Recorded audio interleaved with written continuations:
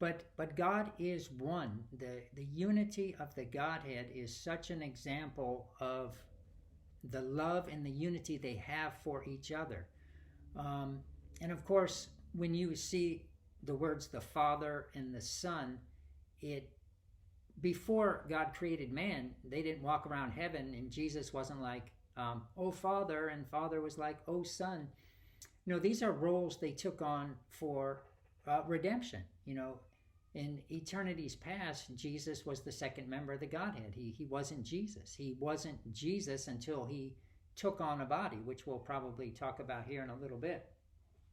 So when he took on a body and became a son, then of course God became his father. These, I've talked about this before. It's an anthropomorphism where you assign yourself characteristics that somebody else can understand something about you.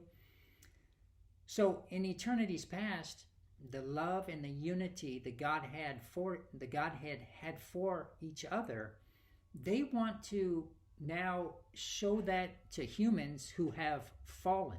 In other words, God created Adam for fellowship and Adam and Eve to create a bunch of children for God so God could fellowship with us and love, never ever knowing anything outside of love. All we would have known was unity with God. But of course, Adam sold us into sin, and the love the Godhead has for each other, they want to show that love to a bunch of spiritually dead people by reuniting them inside the Godhead. Now, not God like God is God. We're not going to be divinity, but I call it the Godhead of love. The love that the Godhead has for each other. Father, Son, Holy Spirit, first member, second member, third member of the Godhead. That cohesiveness, that oneness, that love, security, unity that they have with each other. They want to show that to us.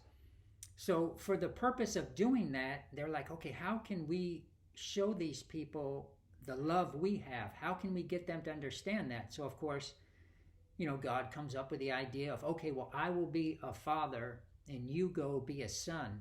And we will then, through our relationship, show these fallen people that we want to invite them into this same relationship.